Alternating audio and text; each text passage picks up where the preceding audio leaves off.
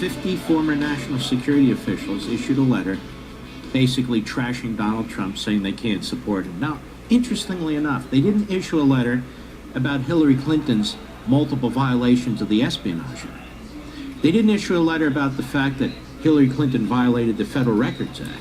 They didn't issue a letter about Hillary Clinton and the Clinton Library and old BJ, Bill Jefferson Clinton, somehow, some way conferring 20% of our uranium production to a Russian company controlled by Putin and the Russians.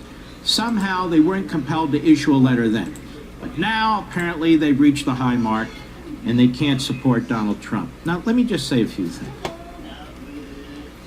There's some people who are just trying to draw attention to themselves, in my view. There's some people who are really not relevant, trying to become relevant. There's some people who want the liberal media to do the dances around them and thank them and so forth and so on. I'm not into that. I'm appalled by that. I'm actually disgusted by that. You don't want to vote for Donald Trump? Don't vote for Donald Trump. You want to tell your friends and family not to vote for Donald Trump? That's great. But this really is an effort to me at sabotage. Because if you're not going to issue a letter about Hillary Clinton, who also, from their perspective, should not be qualified to be president of the United States, given what she did with the espionage, given how she mishandled classified information, given the likelihood that that information is in enemy hands, given what they heard from the FBI director, even though he wouldn't pull the trigger and recommend indictments, the fact is, she is a serial violator of federal espionage laws. And even more than that, all the speeches she gave, where she was paid by foreign governments when she left the Secretary of State, knowing she was going to run for president, that didn't cause any of these people to rise up and to say she's not qualified. So if they're going to put out a statement, these former national security officials, I went through them, most of whom I never heard of before, a handful I had. If they're going to put out a statement like this with all the media fanfare and so forth, shouldn't they at least say that she's not qualified either? Because she's not. In any event, CNN picks up on this. Go. They are former national security officials who've served in Republican administration. Stop. That's like the 3 that you know about. There may be 4 or 5 others that you know about. But this guy Ridge, I never liked this guy Ridge, former governor of Pennsylvania. He's a big lib. He's pro-abort. There's a lot of things I don't care about this guy. The fellow on the right, Chertoff, I know him. He was U.S. attorney for a while. He also served on Al D'Amato's committee for a while when D'Amato was a senator from New York. And of course, he was secretary of the Department of Homeland Security as well. The central guy, Hayden, was director of the CIA. All right, go ahead. It's from Richard Nixon to George W. Bush. And in their letter to the nation, they say none of them will vote for Donald Trump. From a foreign policy perspective, the former officials write, Donald Trump is not qualified to be president and commander-in-chief. Indeed, we are convinced that he would be a dangerous president and would put at risk our country's national security and well-being. Stop. Well, why don't they feel that way about Hillary Clinton? Okay, I get it. They feel that way about Donald Trump. Why don't they feel that way about Hillary Clinton? And the disaster. I mean, Hillary Clinton actually has a record as Secretary of State. It is a disaster. What was done in Libya, what was done with the Russians, the failure to stand up to the Chinese, and on and on and on. It is a disastrous, dangerous record as Secretary of State. So there you have that. And furthermore, as I also said, didn't they watch the FBI director?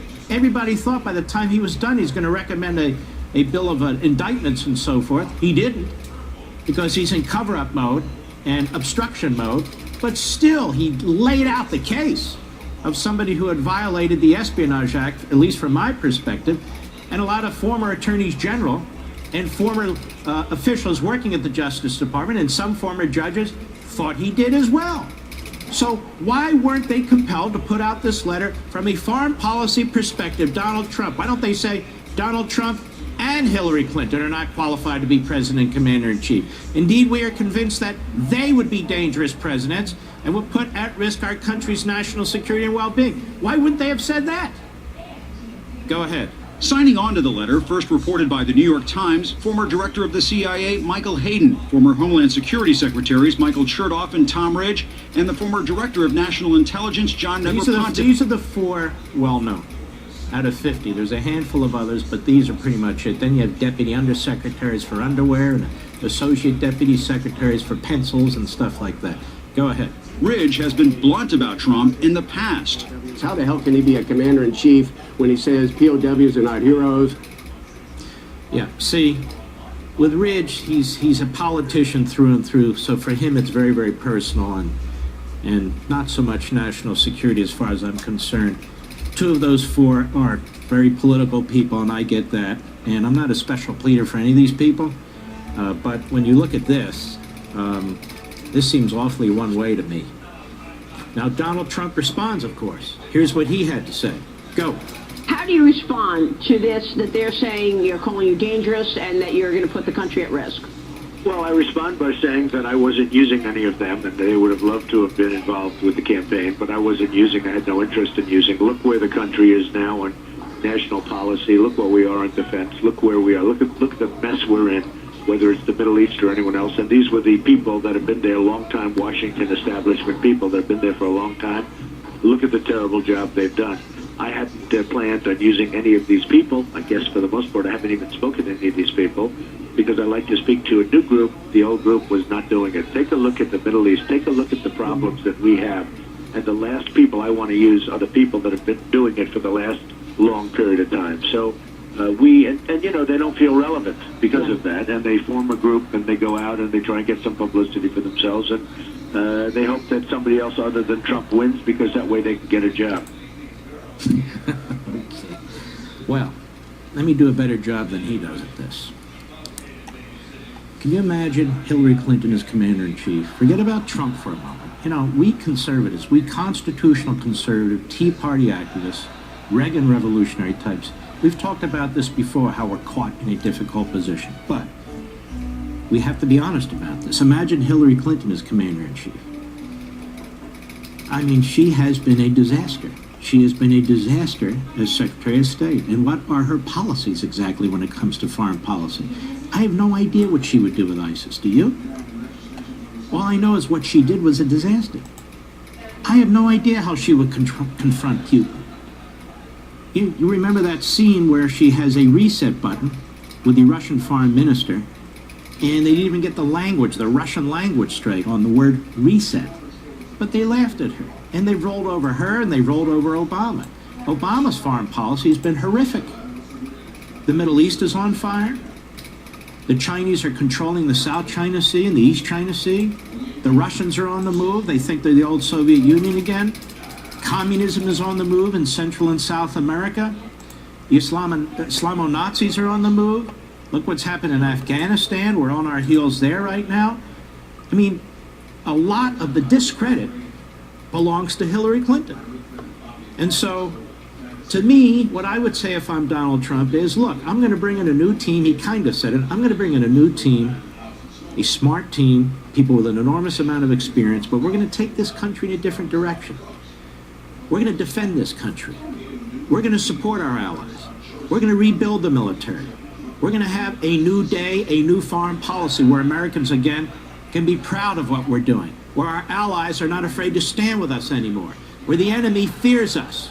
They don't have to respect us as long as they fear us. We're going to rebuild our national security system, and that includes securing our border. Most of these people are not participating in my campaign. They said what they said, but it is interesting, he could say, that they didn't issue a similar letter with respect to Hillary Clinton, who has a record as it deals with foreign policy and national security, and it is a horrific record. I want to read a little bit of this letter to you. You saw 2-3 sentences from that CNN report, but let's listen in part to what they have to say. They say, none of us will vote for Donald Trump. From a foreign policy perspective, Donald Trump, as you saw in that report, is not qualified to be president and commander-in-chief. Indeed, we are convinced he would be a dangerous president, would have put at risk our country's national security and well-being.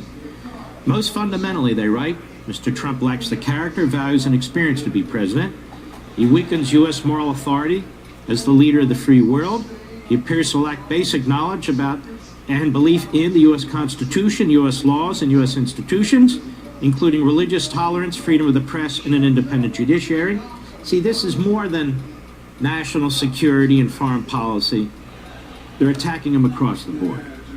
In addition, Mr. Trump has demonstrated repeatedly that he has little understanding of America's vital national security interests, its complex diplomatic challenges, its indispensable alliances, and the democratic values on which U.S. foreign policy must be based.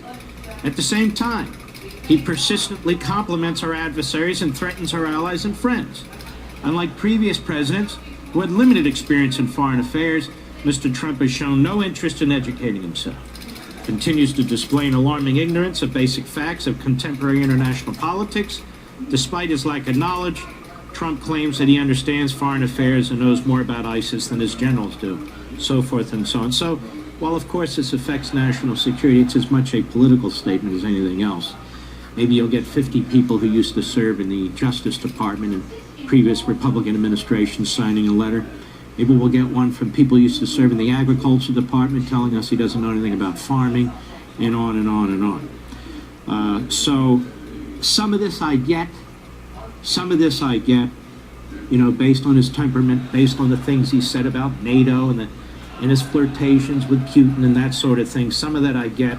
Some of this to me is over the line where you have essentially fairly liberal Republicans. I don't care what administration they served in. I served in the Reagan administration, and we had liberals in some of these spots too, who are making a statement, and they are in fact more establishmentarian than anything else. I have grave concerns about Trump's understanding of foreign policy and his ability to articulate it in a way that is responsible. On the other hand, I also happen to know that Hillary Clinton does have experience in foreign policy, and it's the worst kind of experience imaginable.